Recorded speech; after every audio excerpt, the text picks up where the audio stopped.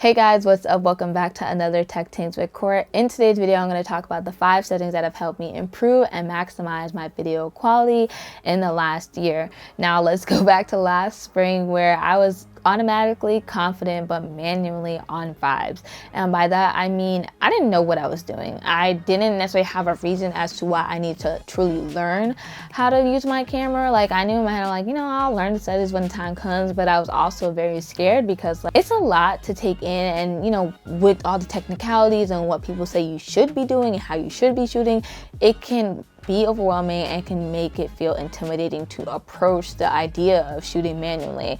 So when I got the camera that I'm shooting on, which is the Sony a6400, I bought it back in June of 2019, and I set it up according to what the tech gurus were saying, the filmmaker gurus, all these people who knew what they were doing. They have the same camera as me, they have the same lens, they even have better things than me. So I'm like, my content should be stepping just like that. But I quickly learned, and especially as I look back, that it was not the same. You know how to say we are not the same?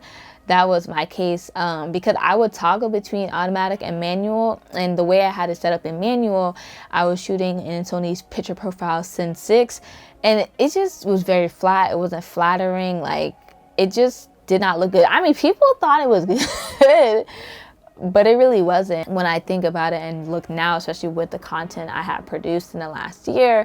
And it wasn't until 2 occasions where I had no other choice but to move forward and begin to shoot manual, aside from like career likewise to grow as an editor and a camera op and soon to be DP.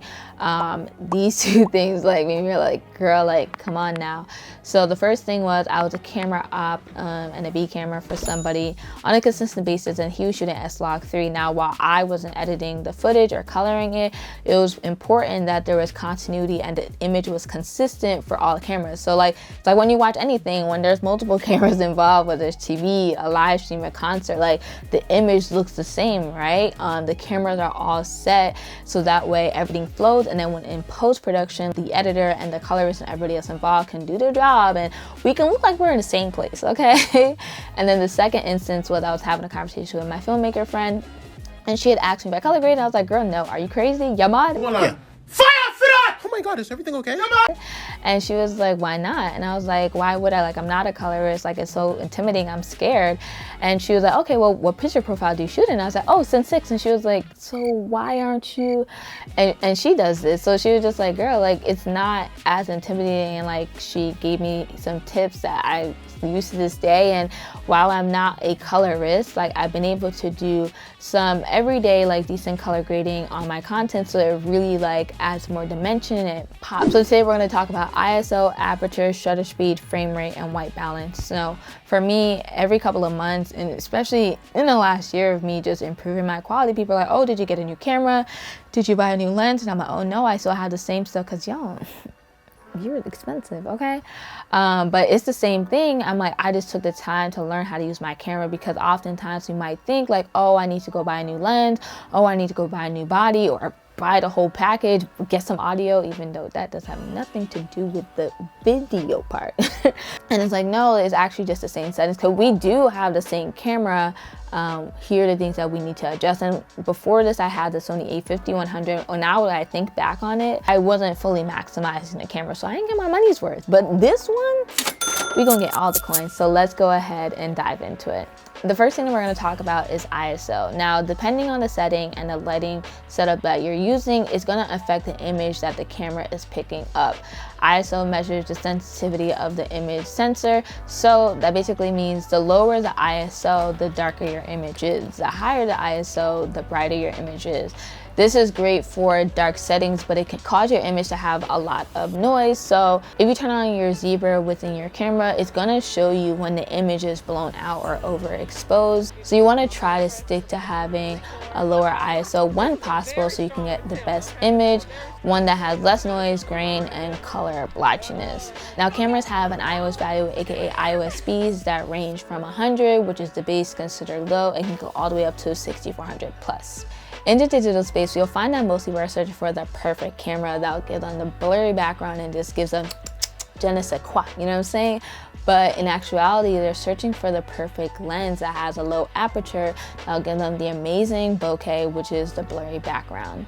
Aperture determines how much light is coming through the lens. So the lower the aperture, the more light is coming through. The higher the aperture, the less light is coming through the lens. Take a look at the lens that you have and look into it. Depending on the camera you are using will dictate how you can change the aperture on it. Now for me, on my Sony a6400, I use the right dial to change it. So as you're changing aperture, you can see the lens opening and closing. On each lens, you'll find the maximum aperture range that it has, and if it is a zoom lens, then you'll see the zoom length as well. For example, take a look at my Sigma 18-35 with an f-stop of 1.8. So the lower the f-stop, the more the lens is opening, the less depth of field and the blurrier the background, and then vice versa.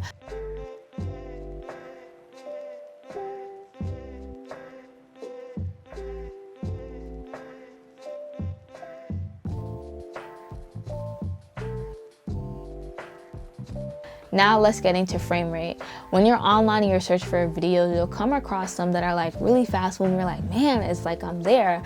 And when you click on the playback quality, you'll see this 60p at the end of it. That's indicating to you what frame rate it was recording in. So the standard frame rate is 24 frames per second for movies, 30 frames per second for like TV and broadcast, and 35 for PALs, which is outside the United States. Some people use 60 frames per second. It really comes down to a personal preference. There's no right or wrong. Like, depending on what kind of content you're shooting determines that. But if you're shooting your own content, it's up to you.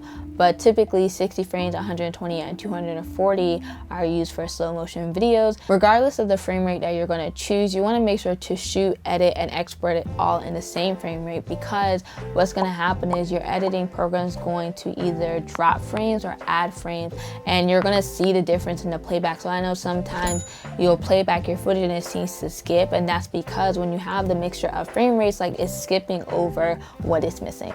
Let's get into shutter speed. With this, it's going to be dependent on the frame rate that you choose, and your shutter speed should always be double what your frame rate is, according to the 180-degree shutter angle rule. With this, that means if you choose 24 frames per second, your shutter speed should be 1/50. If you choose 30 frames per second, your shutter speed should be 1/60, so on and so forth. And this is because, according to the rule, it's going to help your image to be captured in the most natural looking way. Whether it's you or you have your subject, you want them to be looking like, yeah, this is real. Because if your shutter speed is too low, your image might become a little blurry. If your shutter speed is too high, it might look a little fake. So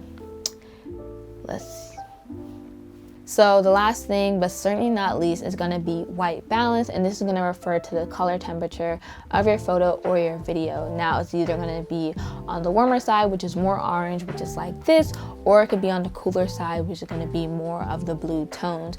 And depending on what kind of video you're shooting, like, it will determine, like, if you want to use automatic white balance, which there's nothing wrong with that, or if you want to be fully in control. Now, for me, when I'm vlogging, I typically use automatic white balance because I'm out and about. The sun is constantly changing, like, it's going from here to there. I'm indoors, I'm outdoors. But when I'm sitting down doing my YouTube videos like this, I like to set my white balance. Now, you might be wondering, Kourtney, how do I set my white balance? One, the quickest and easiest way, especially when you're just starting, is to get a white balance card. Now, they have a bunch of different ones, but I got this from Amazon, and I'll link it down below.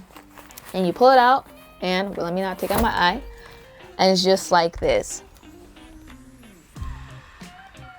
So what I'll do is I'll click the function button on my Sony, then click white balance because I have it in my go-to panel. Then from there, I scroll down to my custom settings, and then I'll choose the one that I want to set. And then you just press the select button, which is the middle circle. And then I usually just use the gray side. If you don't have a white balance card, you can just get a white sheet of paper, a gray shirt, or anything gray for that matter. And then you can make any adjustments after it's already been set. But that's the easiest thing. But let me know, are you shooting manually or do you shoot automatic? And are you interested to shoot manual? Have you been intimidated? If you found this helpful, let's talk down in the comments below. And if you want the in-depth guide, go ahead and download the PDF. It's completely free. And like I said, it has the images and visuals and examples for you to reference, because I know I'm a very visual person. So that's it for this video. Don't forget to like, comment, and subscribe, and I'll see you guys in the next video. Peace.